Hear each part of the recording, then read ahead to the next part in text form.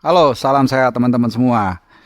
Ya, ini set kedua yang mau gue siapin, tapi sekarang masih mentah banget, masih kosong lah, hanya dua tiga pernak-pernik. Tapi nanti gue akan setup, akan lebih lengkap lagi, akan lebih segar lagi, akan lebih beda. Jadi nanti ya lu juga bisa dimanjakan lah, supaya nggak bosen dengan background yang itu aja. Oke, di edisi kali ini gue akan bahas soal tim nasional, seperti yang gue yakin semua lu udah tahu. Keberhasilan Indonesia lolos ke semifinal ini disambut dengan membuat fans itu terbelah dua. Jadi ada yang mensyukuri atau ya grateful lah dengan keberhasilan kita lolos ke semifinal, tapi juga ada yang menyayangkan. Tentunya kalian semua tahu kenapa, karena kita gagal memuncaki grup A sebagai pemuncak klasemen dan menghindari kemungkinan besar Vietnam di grup sebelah atau di grup B. Ya, ini memang menarik kalau kita lihat ya, tergantung dari aspek mana mau kita lihat. Kalau tadi yang terakhir, mereka beranggapan ini akan menjadi jalur yang sulit karena kita hampir pasti atau kemungkinan besar ketemu Vietnam di semifinal ya. Vietnam kita tahu lawan yang sangat berat, lawan yang juga kadang-kadang memancing emosi bukan hanya pemain tapi juga fans ya, dengan pelatih mereka Park Hang-seo. Apalagi mereka punya motivasi yang cukup besar karena ini konon kabarnya akan menjadi pertandingan terakhir bagi pelatih mereka, pelatih asal Korea Selatan Park Hang-seo. Jadi mereka juga tentunya ingin mempersembahkan yang terbaik bagi pelatihnya ya. Tapi di sisi lain, gua ada di kelompok ini yang menurut gua enough is enough ya. Artinya pemain sudah gini, memang kita tidak puas ya dengan penyelesaian akhir Witan Sulaiman dan kawan-kawan, apalagi kemarin ada ramai membahas mengenai keegoisan seorang Ricky Kambuaya. Tapi gue mau melihat lebih kepada big picture ya, artinya kalau gue selalu realistis bahwa pemain-pemain yang ada saat ini adalah pemain-pemain hasil dari godokan atau hasil dari penggemblengan liga kita yang kita tahu masih carut marut. Apa yang mau gue katakan di sini? Sintayong menerima ingredients yang sebenarnya nggak terlalu spesial, tapi dengan kemampuan, pengalaman, kemudian juga strategi dan taktik yang dimiliki oleh Sintayong, menurut gue secara individu maupun kolektif as a team, para pemain kita sudah berkembang cukup baik ya. AFF misalnya kita berhasil sampai final. Tampil menurut gue juga penampilan salah satu terbaik di kompetisi yang ada selama Sintayong ya, AFF tahun lalu. Piala Asia kita lolos. Oke lah, di SEA Games kita gagal. It happens ya. Tim seperti Argentina pun butuh 36 tahun untuk juara. Tim Jerman juga seperti Jerman habis juara kemudian gak lolos 2 kali ke semifinal. Kita nggak mungkin lah juara terus ya atau tampil di performa terbaik. Cuman progresnya ada. Kemudian juga ranking FIFA kita juga semakin baik. Sehingga gue melihat secara umum sebenarnya fine-fine aja kita peringkat finish di peringkat 2 di grup A. Yang penting kita lolos dulu. Pemain juga menurut gua ya adalah satu dua catatan nanti akan gue ungkapkan di sini yang menurut gua sudah memberikan kemampuan terbaiknya. Marcelino Ferdinand misalnya di kemenangan 2-1 atas Filipina itu menurut gua dia benar-benar, kebetulan gue yang bawain juga di RCTI Plus, gue mengatakan ini adalah salah satu aset bangsa yang patut dijaga dan mungkin 10 tahun, mungkin 10 tahun bahkan lebih nanti kita akan banyak bergantung atau berharap banyak dari seorang Marcelino Ferdinand ya. Golnya keren banget, bukan keren fantastis ya. Gue nggak terlalu wow sebenarnya dengan gol fantastis, tapi gol kerja sama dia dengan Dendi Sulistiawan, segitiga ya kalau nggak salah ya, atau 1-2 gue lupa. Itu keren banget. Ini yang kita butuhkan sebenarnya. Kecerdikan, kecerdasan dalam bermain bola. Bukan hanya sekedar lari, kenceng, kemudian penonton terhibur, bukan. Tapi bagaimana kita bisa bermain dengan efektif, bisa efisien dalam memanfaatkan peluang. Gua rasa ini yang paling penting.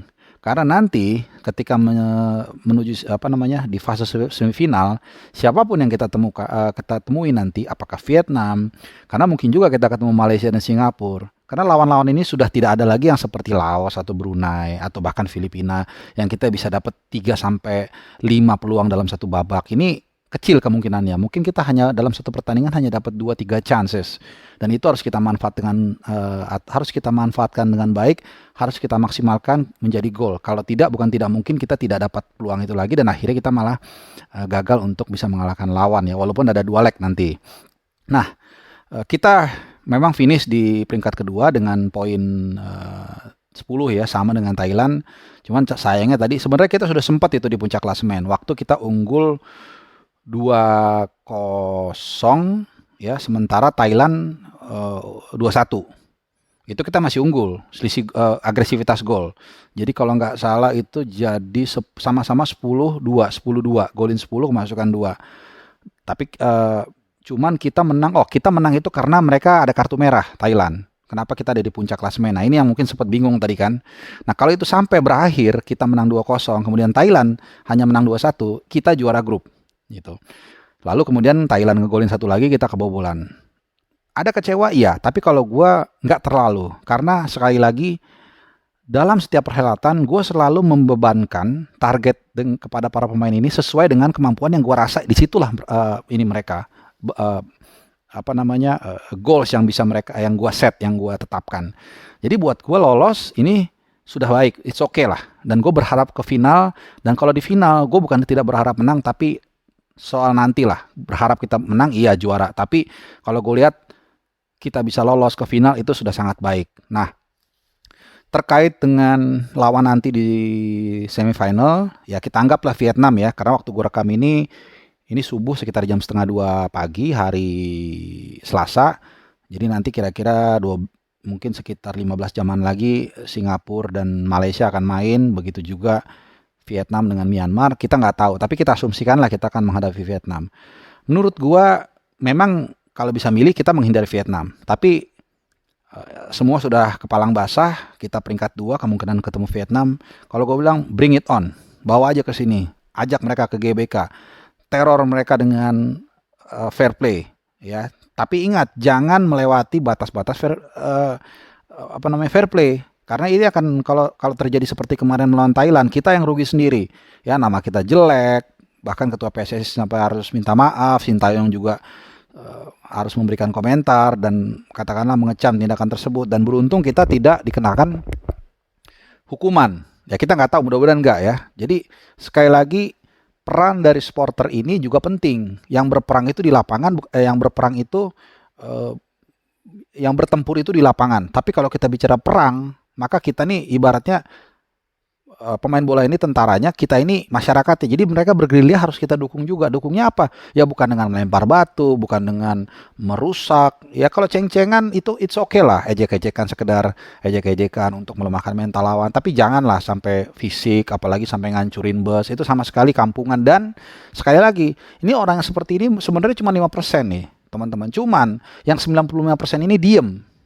Sehingga apa? Sehingga akhirnya mereka mendapat justifikasi. Jadi kita juga harus proaktif ya. Memang kadang-kadang orang bilang udahlah nggak usah cari penyakit, ambil jalan aman. Nah itulah akhirnya kita juga bagian dari kerusakan itu, karena kita tidak berani mengambil sikap. Nah nanti melawan Vietnam, menurut gua bawa aja Vietnam, tanggung, udah kepalang tanggung, bawa ke sini ke Senayan, hajar kalau bisa kalahin.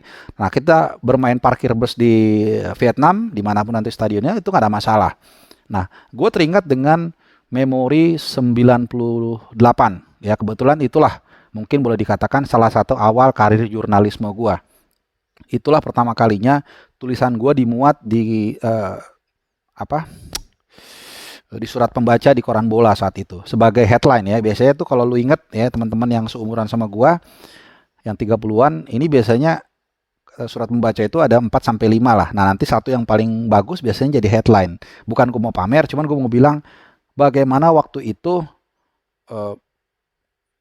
pas nonton 15 menit ya, gue ingat. Jadi satu itu Piala Tiger ya, atau Piala AFF sekarang, itu Indonesia ketemu sama Thailand. Dua-duanya sama-sama menghindari Vietnam sebagai tuan rumah yang memang konon waktu itu dianggap sering curang lah gitu ya. Sehingga sama-sama tidak mau menang. Nah, alhasil terjadilah sepak bola gajah yang kita tahu semua, dengan Mursyid Effendi almarhum kalau nggak salah gol bunuh diri, dan akhirnya dia dihukum seumur hidup.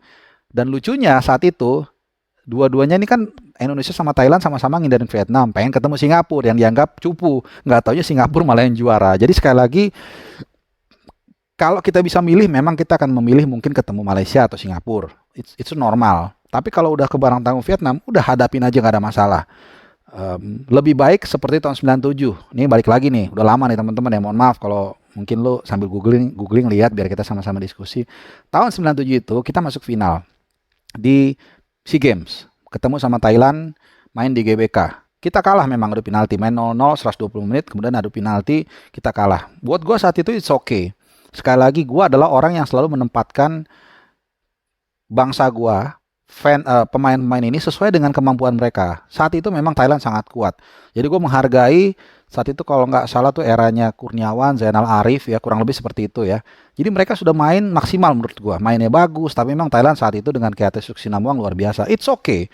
Demikian juga nanti melawan Vietnam. Jadi it's okay main mau lawan siapapun, kalau memang sudah terjadi hadapi. Opsinya hanya dua ya, lu bisa menang dan lu akhirnya naik kelas karena lu bisa langsung ngalahin yang let's say one of the best in Southeast Asia, atau lu kalah secara terhormat, artinya lu memang sudah tampil dengan maksimal, memberikan kemampuan terbaik, ya udah nggak ada masalah gitu. Dunia juga nggak akan runtuh. 32 tim yang maju ke Piala Dunia emang menang semua kan? Enggak. Tapi kan orang akan menilai memang apakah tim ini ya let's say lah waktu itu misalnya seperti Jepang, Ghana atau Kamerun, apakah terus langsung runtuh dunia dengan mereka tidak juara? Kan enggak. Mereka juga sadar kemampuan timnya seperti apa. Nah, balik lagi ke tim nasional kita. Jadi ketika menghadapi Vietnam gak ada masalah, hadapi aja. Yang penting kita tampil apa adanya. Kemudian juga ya memang ini finishing ini menjadi satu isu ya, karena seperti saat siaran gue juga mengatakan finishing ini bukan bisa diciptakan atau ditanamkan itu dalam satu hari. Dalam satu turnamen itu nggak bisa lo tiba-tiba jadi striker yang tajam. Lebih efisien iya, tapi ini adalah buah pembibitan yang cukup lama ya. Di situ berbicara mental, insting, sehingga kita lihat kalau lu miss 1-2 kali itu normal ya. Tapi kalau ini memang ya mulai Hansamu oke, orang beranggapan karena dia sebagai pemain belakang ya, sehingga muscle otot itu memang terbiasa menendang, buang bola, it's okay. Tapi Witan Sulaiman, kemudian juga kemarin cukup banyak peluang ya, termasuk Farudin Arianto yang volley-nya juga melayang jauh. Ada beberapa, Dendi juga kalau nggak salah ada peluang malah ke atas. Terus satu lagi siapa, Ricky Kambuaya ya, waktu serangan balik dia nggak ngoper ke Spaso kalau nggak salah.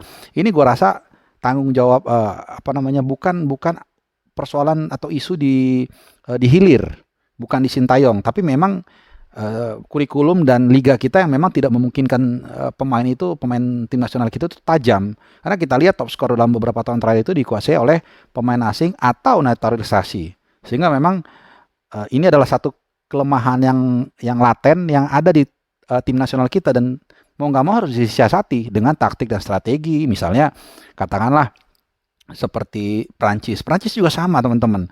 Prancis itu selalu jarang punya striker yang bagus ya. 98 dia nggak punya striker yang bagus, hanya Guy Fark. Kemudian 2018 hanya punya Giro yang sebagai striker tidak menjalankan tugasnya dengan baik, mencetak gol, tapi bisa diramu oleh Deschamps menjadi peran yang lain, pemantul, kemudian juga sebagai magnet menarik bek lawan agak naik ke atas sehingga ada ruang untuk Griezmann dan kawan-kawan dan Mbappe untuk masuk. Dan demikian juga di tim nasional Indonesia. Jadi artinya gue tidak mengatakan harus bisa juga pasti juara, enggak. Tapi dengan yang materi dengan ada, gue yakin Sintayong bisa mencari formulasi yang tepat untuk bisa menambal lubang di lini depan kita yang memang ini nggak mudah untuk diperbaiki dan nggak butuh dan butuh waktu ya. Jadi harapan gue sih nanti lawan Vietnam kita bisa bermain secara militan, cerdas juga, dan penonton juga ikut di sana menjaga ketertiban ya, karena kita mendapat kesempatan satu kali tampil home. Runner up ini dapat jatah duluan biasanya tuan rumah di GBK tanggal 6 Januari 2023, kemudian tanggal 9 away ke Vietnam. Kalau gue sih pribadi nih, lu catat lu, nanti bisa lu potong kalau memang tepat ramalan gue atau harapan gue lebih tepatnya, kita mengatasi Vietnam, kemudian nanti di final kita ketemu Malaysia, itu baru sip, mantep. Nanti gua akan away ke Bukit Jalil, ini akan seru banget dan gua harap kita bisa juara di sana. Siapa tahu benar ya, nih mungkin bakal viral mungkin tapi ya yang penting juara lah gitu. Oke, gua rasa itu aja pemaparan gua soal hasil timnas berhasil lolos ke final, walaupun mungkin tidak memenuhi semua ekspektasi masyarakat Indonesia untuk finish sebagai juara grup, but that's okay. Thank you untuk Sintayong, thank you juga untuk Marcelino Ferdinand dan kawan-kawan. Selamat untuk untuk tiket semifinal, persiapan yang baik, dan sampai jumpa di Jakarta tanggal 6 Januari ya. Semoga sukses. Untuk teman-teman juga salam sehat, dan oh iya jangan lupa buat kalian yang belum subscribe, jangan lupa subscribe supaya dapat pemaparan langsung dari gua dan juga bunyikan loncengnya supaya nggak ketinggalan video-video terupdate dari gua. Oke, thank you dan ciao.